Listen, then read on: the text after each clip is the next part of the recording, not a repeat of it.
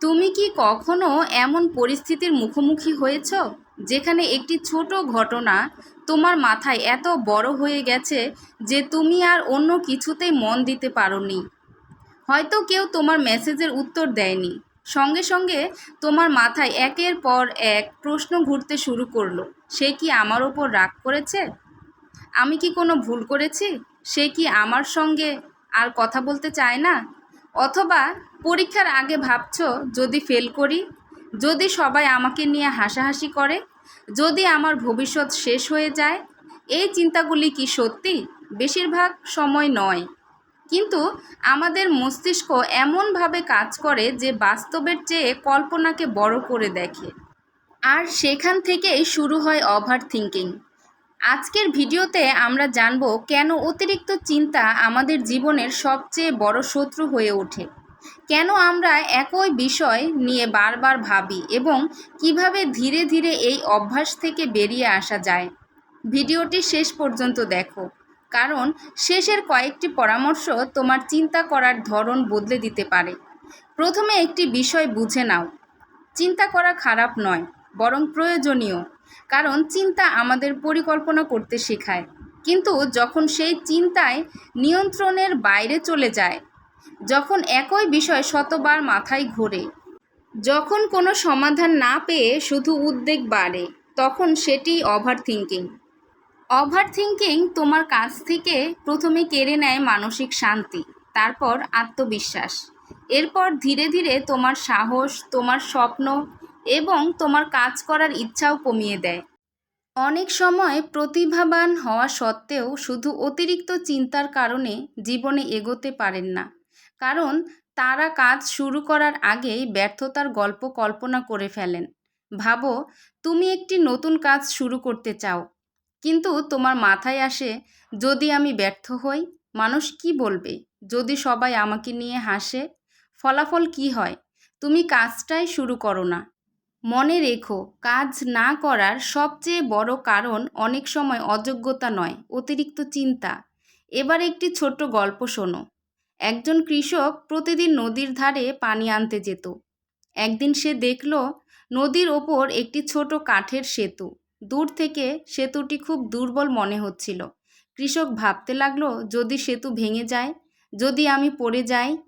অনেকক্ষণ দাঁড়িয়ে থেকে সে ভয় পেতে লাগলো, কিন্তু পরে সাহস করে ধীরে ধীরে হাঁটতে শুরু করলো।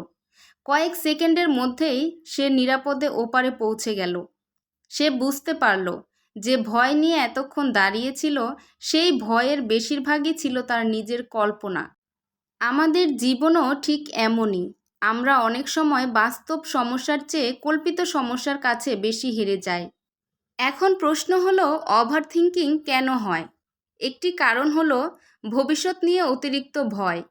দ্বিতীয় কারণ হলো অতীতের ভুল নিয়ে বারবার ভাবা। তৃতীয় কারণ হলো অন্যের মতামতকে অতিরিক্ত গুরুত্ব দেওয়া। চতুর্থ কারণ হলো নিজের ওপর বিশ্বাসের অভাব। যখন আমরা নিজের সিদ্ধান্তকে বিশ্বাস করতে পারি না, তখন প্রতিটি পদক্ষেপেই সন্দেহ তৈরি হয়। এখন আসি সমাধানের কথায়। প্রথম অভ্যাস, সব কিছু নিয়ন্ত্রণ করার চেষ্টা বন্ধ করো। পৃথিবীর অনেক কিছুই তোমার নিয়ন্ত্রণে নেই। তুমি সবার চিন্তা নিয়ন্ত্রণ করতে পারবে না। তুমি আবহাওয়া বদলাতে পারবে না। তুমি অতীত পরিবর্তন করতে পারবে না। যা বদলাতে পারো সেটির ওপর মনোযোগ দাও। দ্বিতীয় অভ্যাস, ভাবার জন্য সময় নির্ধারণ করো। সারাদিন চিন্তা না করে নিজেকে বলো, আমি সন্ধ্যায় 15 মিনিট এই বিষয়টি নিয়ে ভাবব। অবাক হয়ে দেখবে, সেই সময় আসার আগেই অনেক চিন্তা গুরুত্ব হারিয়ে ফেলেছে। তৃতীয় অভ্যাস, লিখে ফেলো। যখন মাথার ভেতর অনেক চিন্তা ঘুরতে থাকে, তখন একটি খাতা নিয়ে লিখে ফেলো, কি নিয়ে চিন্তা হচ্ছে, এর প্রমাণ কি, সবচেয়ে খারাপ কি হতে পারে, আমি কি করতে পারি। লিখলে চিন্তাগুলো অনেক পরিষ্কার হয়ে যায়। চতুর্থ অভ্যাস, কাজ শুরু করো। অতিরিক্ত চিন্তার সবচেয়ে বড় ওষুধ হলো কাজ। কারণ কাজ তোমাকে বাস্তবতার মধ্যে রাখে, আর অযথা চিন্তা তোমাকে কল্পনার মধ্যে আটকে রাখে। মনে রেখো, নিখুঁত সময় বলে কিছু নেই। যারা সফল হয়েছে তারা ভয় থাকা সত্ত্বেও শুরু করেছে। তুমি যদি অপেক্ষা করো সব কিছু ঠিক হওয়ার জন্য, তাহলে হয়তো কোনো দিনই শুরু করতে পারবে না। আরেকটি গুরুত্বপূর্ণ বিষয়, নিজেকে অন্যের সঙ্গে তুলনা করা বন্ধ করো। সোশ্যাল মিডিয়ায় তুমি মানুষের জীবনের সেরা মুহূর্ত দেখো, পুরো জীবন নয়। তাই অন্যের সাফল্য দেখে নিজের জীবনকে ব্যর্থ ভাবার কোনো কারণ নেই। প্রতিদিন নিজেকে গতকালের নিজের সঙ্গে তুলনা করো। আজ কি তুমি একটু ভালো হয়েছ, একটু নতুন কিছু শিখেছ, একটু সাহসী হয়েছ? এই ছোট ছোট পরিবর্তনই একদিন বড় সাফল্য এনে দেয়। আরেকটি কথা মনে রেখো, ভয় কখনো পুরোপুরি চলে যাবে না, কিন্তু সাহস মানে ভয় না থাকা নয়।